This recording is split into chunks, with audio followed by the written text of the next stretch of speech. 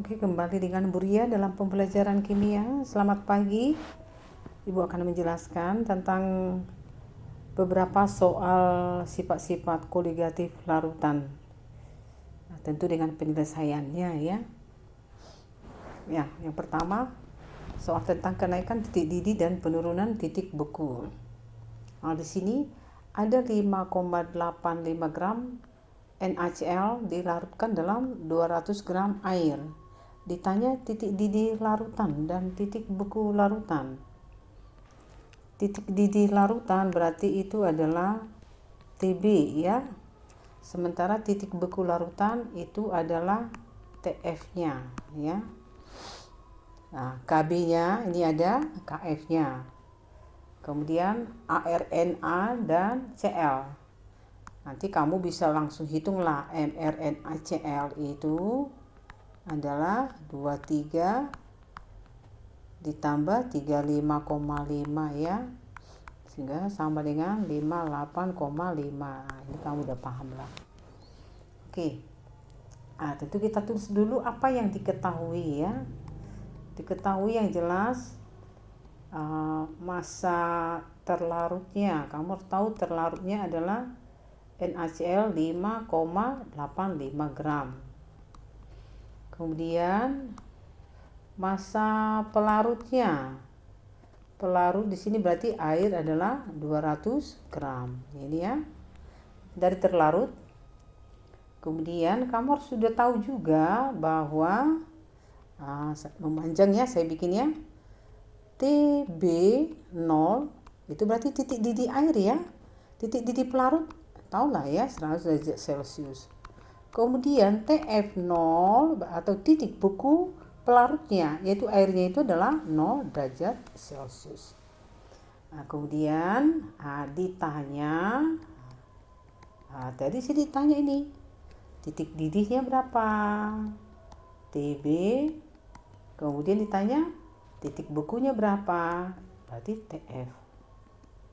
Anggaplah ini A misalnya ya, ini B. Kita coba yang A dulu ya, menghitung TB. Titik didih larutan tentu naik ya. Sifat koligatif larutan kamu tahu kenaikan titik didih. Berarti titik didih larutan itu adalah titik didih pelarutnya ditambah kenaikan titik didihnya. Itu pertama yang kamu harus pahami ya. Titik didih pelarut ya, harus ada TB0-nya. Kalau ada 0-nya itu pelarut murninya. TB0 tambah delta TB. TB0-nya sudah ada 100. Berarti kita carilah delta TB. Mencari delta TB adalah M kali Kb kali I. Karena ini elektrolit, jadi dikalikan I. Oke. Nah, kita cari molaritasnya dulu ya. Molal. Molal itu adalah gram terlarut dibagi mR-nya kali 1000 per gram per pelarut. Gramnya tadi terlarutnya ini 5,85, mR-nya 58,5 kali 1000. Gram pelarutnya 200. Ini coret kali 5 0,1. Ini 0,1 dikalikan 5 berarti 0,5. Itulah molalnya ya. Ini molalnya. Nah, sekarang kita hitung I-nya ya. I itu rumusnya adalah 1 ditambah N kurang 1 kali alfa. Di sini nggak diketahui alfa. Nggak ada. Artinya itu ya dianggap alfanya sama dengan 1 elektrolit kuat. Nah, sekarang kita hitung N-nya. N-nya itu dilihat dari kan NaCl. Nah, ini kan ada Na-nya 1, Cl-nya 1. Nah, ini 1, ini 1. Sehingga di sini N-nya adalah 2. Sehingga kita masukkan ke dalam rumusan ini. I sama dengan 1 ditambah N-nya tadi 2. 2 kurang 1, alfanya dianggap 1 ya. Sehingga I-nya sama dengan 1 tambah 2 kurang 1. 1 kali 1 berarti ini 1 tambah 1 sehingga I sama dengan 2. Oke. Nah, kembali ke sini kita hitung delta TB ya. Delta TB dari sini ya. Delta TB M kali KB dikali I. M-nya tadi udah dapat 0,5. KB-nya di sini 0,52. Ya, I-nya ini 2. Sehingga hasilnya 0,5 kali 2 1 kali 0,52 0,52 derajat Celcius lah ya. Itulah kenaikannya. Berarti berapa titik didihnya? Nih rumus ini adalah TB0 ditambah delta TB. Berarti titik didih air tadi 100. Kenaikan 0,52. Sehingga titik didih larutannya menjadi 100,52 tentu satuan derajat Celcius. Nah, itulah titik didih larutan. Ingat, titik didih larutan selalu lebih besar dibanding titik didih pelarut. Oke, yang B-nya. B itu ditanya TF-nya ya. TF itu rumusnya adalah TF0 ditambah delta TB ya. Nah, ditambah apa dikurang? Kan dia turun, tentu dikurang. Sorry ya, suka keseleo ya. Karena nanti titik beku itu turun. Berarti dia harus di bawah 0. Namanya penurunan titik beku. Oke, kita cari. Kalau ini kan sudah ada 0. Kita carilah delta TF. Sorry, salah lagi. Delta TF dari first. Delta TF, rumusnya apa? M kali KF dikali I. M-nya tadi udah dapat 0,5.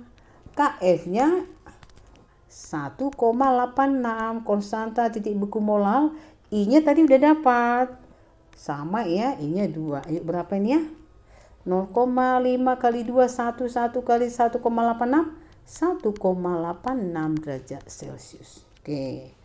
Berarti titik beku larutan adalah TF0 dikurang delta TF. Nah, titik beku air tadi berapa? 0. Berapa penurunannya? 1,86. Sehingga titik beku larutannya min 1,86 derajat Celcius turun ya. Lebih kecil dari pelarutnya air. Nah, kamu harus paham. Titik didih naik, titik bekunya turun untuk larutan. Oke. Nah, untuk yang kedua, kamu cobakan sendiri. Sama saja.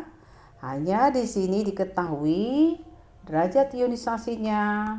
Alfanya adalah 75%, berarti 0,75. Kalau tadi alfanya sama dengan 1. Ya, kamu cobakan ini. Saya lanjut ke soal yang berikutnya nih. Tentang tekanan osmotik. Tentukan tekanan osmotik larutan NaCl. Jika ada 29,25 gram NaCl dilarutkan dalam 700 ml air pada suhu 27 derajat Celcius. Ini kamu langsung tahu lah rumusnya. Tekanan osmotik sebanding dengan molaritas kali tetapan R kali suhu, karena ini elektrod kalikan I. Nah, sama tadi karena dia NaCl, Na positif dan Cl min. Ini 1, ini 1. Berarti I-nya langsung sama dengan 2. Kemudian untuk suhunya harus Kelvin, 27 Celcius tambah 273. Tentu suhunya di sini T-nya menjadi 300 into I. Ini T. Sementara kalau R itu adalah tetapan. R itu adalah 0,082. Ya, satuannya nanti kamu bisa lihat ya. Supaya lebih gampang hitungnya. Oke. Terus Kita hitung dulu M-nya ya.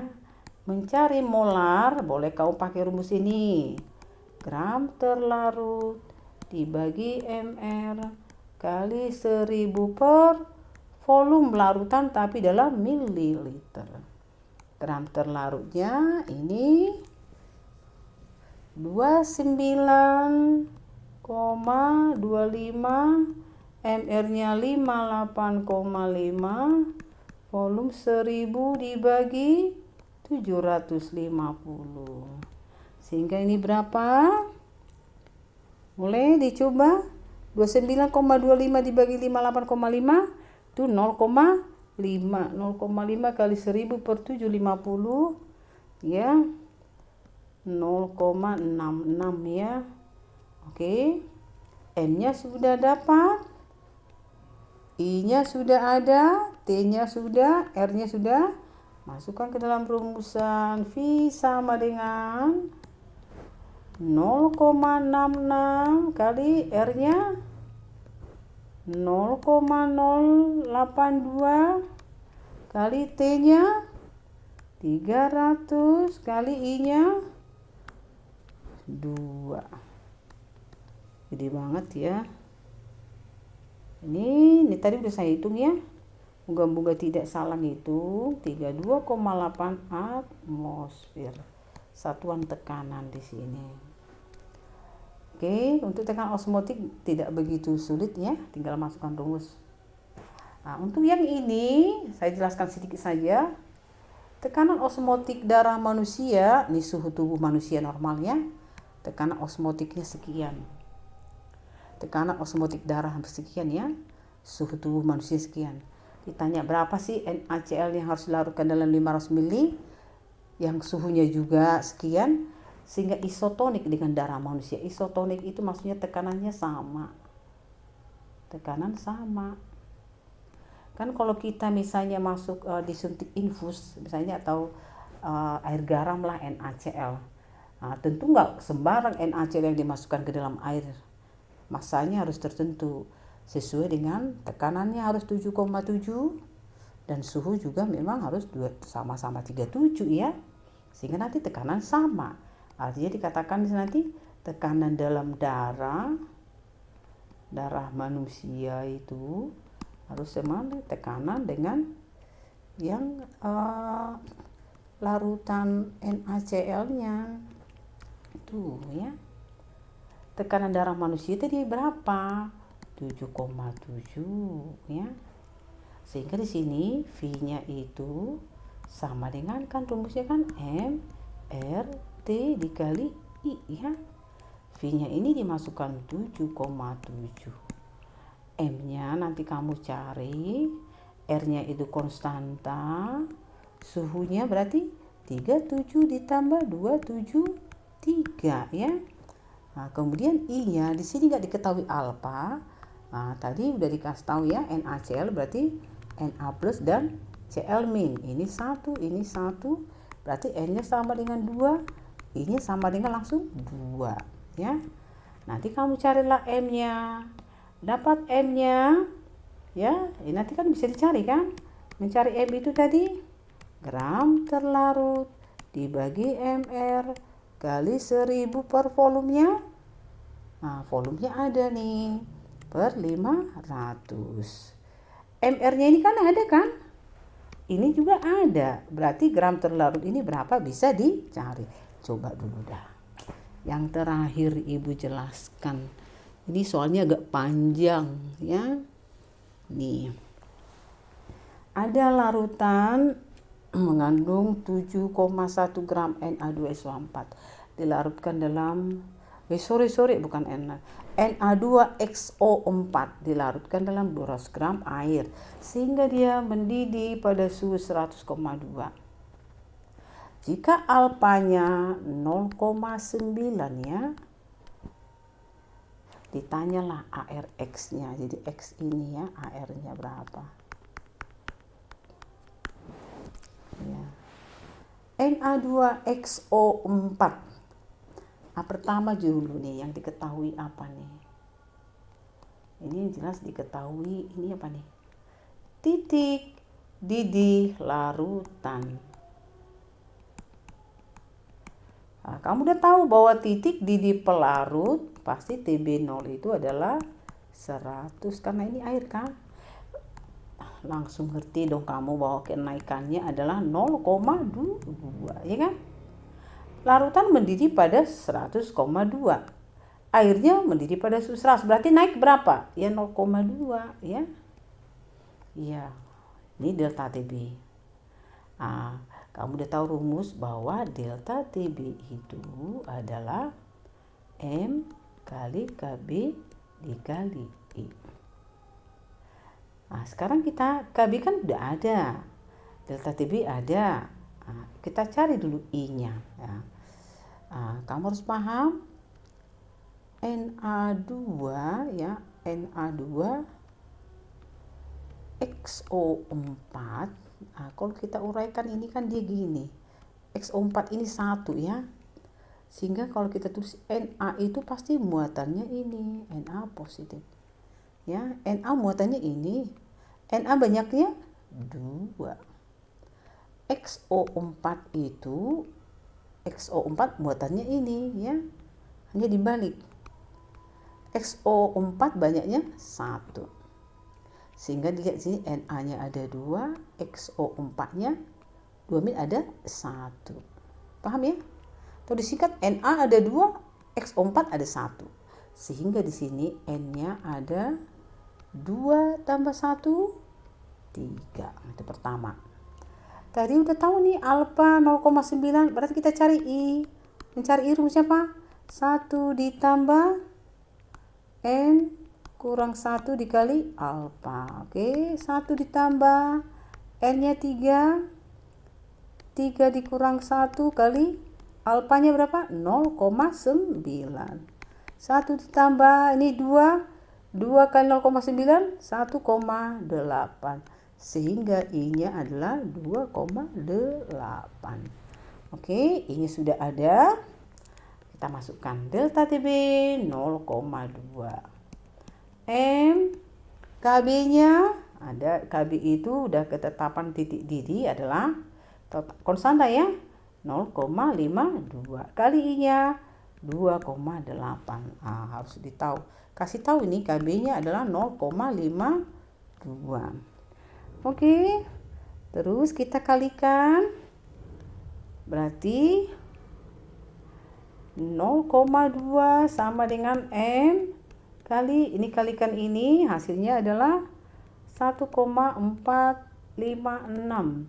Tentu M sama dengan 0,2 dibagi 1,456, sehingga M-nya adalah 0, tadi udah saya hitung kok nggak salah 137 ya. Itulah molalnya. Baru kamu harus paham molal itu ya. Ke sini ya, lompat nih.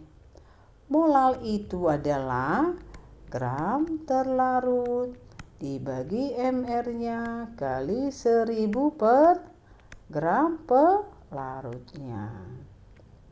Ini gram pelarut ya. Berarti ini 0,137 gramnya 7,1 ini kan. MR-nya yang kita cari kali 1000 dibagi air pelarutnya 200. Nah, ini dibagi ini 5, 0,137, 5 kali 7,1. Nah, ini 35,5 dibagi ini MR-nya tentu ya. Berarti di sini MR sama dengan 35,5 dibagi 0,137, sehingga MR-nya adalah 259. Nah, oke, lanjut lagi. MR dari senyawanya itu tadi 259. Senyawanya apa? Ya, tadi Na2XO4. Ini 259. Na harus kasih tahu memang ya. Saya tambahkan di sini. Na itu airnya 23. Ini harus kasih tahu. O itu 16. Na-nya ada 2, berarti 2 kali ARNA X. 1 kali AR dari X tambah 4 kali AR dari O. 259. 2 kali Na berarti 2 kali 23 ya. Nah, 1 kali X lah yang dicari. 4 kali O-nya 16. Sama dengan 259. 46 tambah X tambah 32, 64, 259. Sehingga X sama dengan 259 kurang 46 kurang 64 sama dengan hasilnya tadi 149. Baik. Sehingga AR dari X itu adalah 149. Unsurnya apa? Nanti bisa cari dalam sistem periodik unsur. Gitu penyelesaiannya. Semoga tidak ada yang salah hitung. Tetap semangat dalam masa pandemi. Terima kasih.